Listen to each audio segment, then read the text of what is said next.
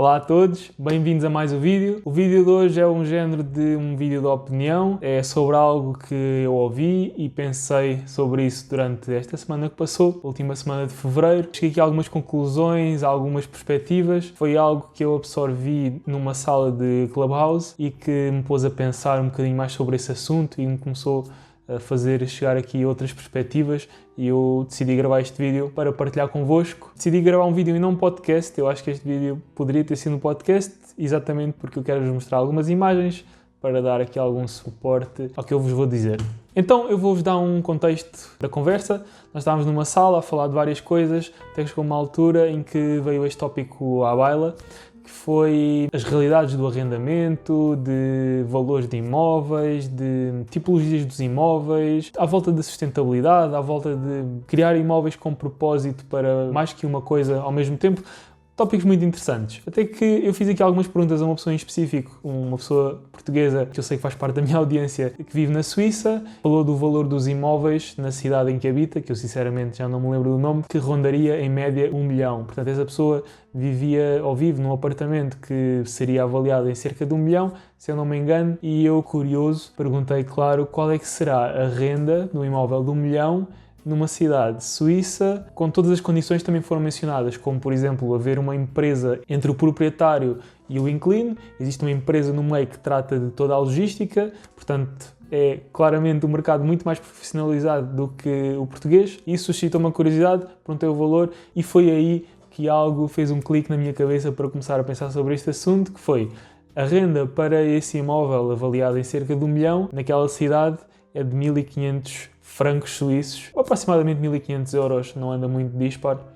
para um imóvel de 1 milhão. Portanto, 1.500 euros para 1 milhão. Eu estava aqui à frente do computador e muito rapidamente fiz a conta. E segundo estas contas, a rentabilidade bruta, antes de impostos, antes de manutenção, antes daquilo que seja, seria de 1,8%. Eu comecei logo a pensar como é que é possível alguém investir num imóvel com esta taxa de rentabilidade, não é? Comprar um imóvel por 1 milhão de euros ou 1 milhão de francos suíços, arrendá-lo por 1.500 por mês e ter uma rentabilidade de 1,8 bruta. O que significa que depois, a subtrair a isto, vem impostos, vem a taxa de manutenção do imóvel pelaquela empresa intermediária que eu referi há pouco, de gestão de propriedades, ou seja, isto não faz muito sentido. Ao fim e ao cabo, o investidor iria quase estar, sem falar de financiamento também, muito importante, portanto, se estivéssemos aqui a falar de taxa de juros, de impostos, manutenção e tudo mais, estaríamos aqui se calhar a olhar para um investimento que na verdade o investidor perde dinheiro todos os meses. E eu após fazer estas contas e fazer estas perguntas, tentei começar a perceber, como é que isto é possível? É impossível alguém estar a investir numa cidade com 1,8% bruto e começar a perder dinheiro com os seus investimentos. E então foi aí que eu comecei a fazer mais algumas perguntas sobre as condições dos imóveis, de quem é que detém os imóveis. Para mim foi muito importante começar a desvendar isso e aquilo que eu suspeitava, claro, é que esses imóveis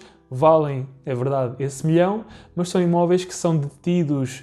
pelos proprietários já há muito tempo, há décadas e décadas. O que tornou tudo muito mais claro, porque se compraram um imóvel há 20, 30 ou 40 anos atrás, não terá sido por esse milhão de francos suíços, terá sido por um valor ajustado à altura e muito provavelmente esse imóvel já nem sequer tem ONS ou encargos associados, já não tem financiamento bancário e por isso é que continua a ser sustentável mantê-lo, pagar taxas de 10 a 20%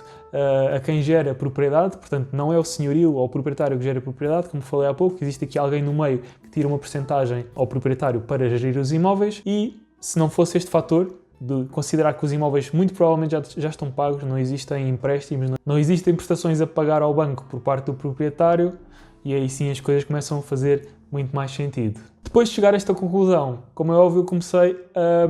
replicar esta realidade, tentar encaixá-la na realidade portuguesa. E aí cheguei logo à conclusão, aliás, já cheguei há mesmo muito tempo, mal comecei a investir em imobiliário, que realmente o arrendamento, o profissionalismo do arrendamento em Portugal e dos investimentos em imobiliário é muito, mas mesmo muito baixo. Por exemplo, o que eu referi agora de haver um property manager, um gestor de propriedade a gerir um imóvel em Portugal, é praticamente inexistente. E pelo facto de não existirem muitas empresas que façam isso em Portugal, significa que, em teoria, a procura também não é assim tanta. Por outro lado, também percebi que existe realmente uma grande diferença no mercado como o da Suíça, que eu sei que alguns de vocês são de lá, porque aparecem aqui nas minhas estatísticas, por isso corrijam-me se eu estiver errado, mas são economias bastante diferentes. Suíça com uma economia fortíssima, Portugal nem por isso, infelizmente. Mas o facto é que nesse país existem empresas, fundos de investimento imobiliário que investem em grande em habitação para arrendamento já há décadas e décadas. Algo que não acontece em Portugal e da minha experiência como proprietário e senhorio e das pessoas com quem me rodeio,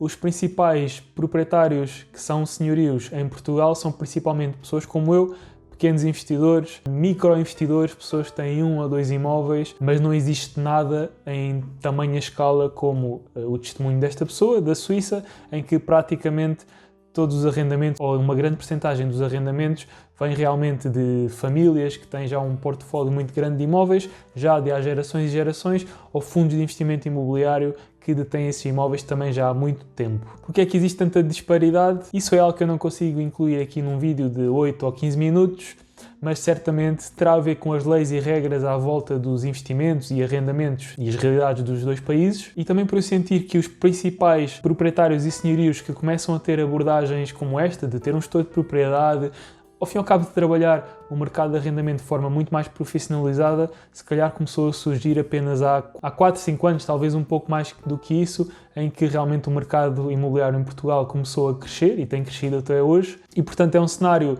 que eu, por um lado, penso que seja infeliz, porque é muito pouco tempo e significa que o nosso mercado está muito imaturo, e logo aí há uma diferença incrível de compararmos com realidades totalmente distintas como esta que eu falei ainda há pouco da Suíça, em que já existe profissionalização do arrendamento há décadas, portanto pelo menos 10 anos, e 10 anos já é mais do que a nossa realidade, mas eu acho que estamos a caminhar para lá a passos largos. Por termos começado apenas há 10 anos significa que vamos demorar mais de 30 ou 40 a chegar a uma fase de maturação como a Suíça? Eu penso que não, porque hoje em dia existe muito mais informação, existem canais de YouTube como o meu e outros, nomeadamente em Portugal, que têm a missão de levar esta cultura para níveis totalmente diferentes, e isso era algo que nestes mercados mais desenvolvidos, como o da Suíça, que eu referi há pouco, não existia na altura. Portanto, eu acredito mesmo, e espero que vocês acreditem também, que aquilo que aconteceu em 10, 20, 30 ou 40 anos em países que hoje têm uma qualidade de arrendamento muito boa, venha a surgir em Portugal,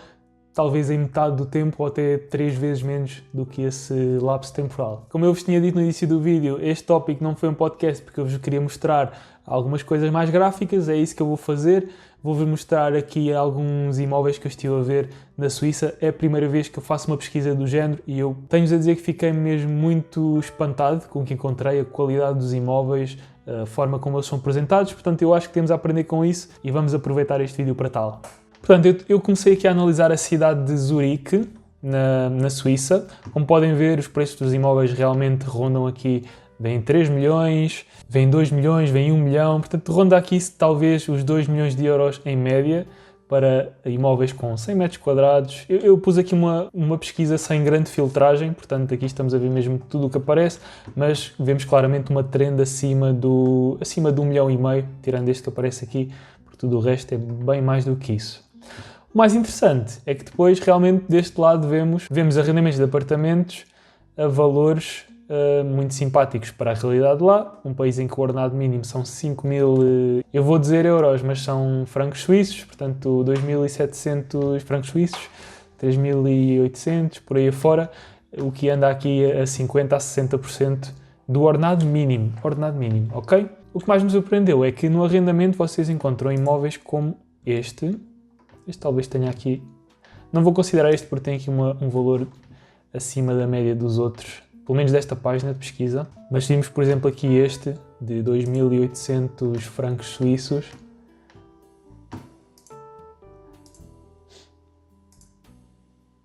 Vemos que está totalmente remodelado, tem bons acabamentos, portanto, um apartamento em Portugal que custe metade do ordenado mínimo, que é este caso, seria cerca de 300 ou 350 euros, eu penso que não teria estas condições, especialmente numa cidade tão importante como é Zurique, não é? Eu também fiz uma pesquisa de a cidade mais barata para viver na Suíça, cheguei à conclusão que era Canton Uri, não sei se é assim que se diz,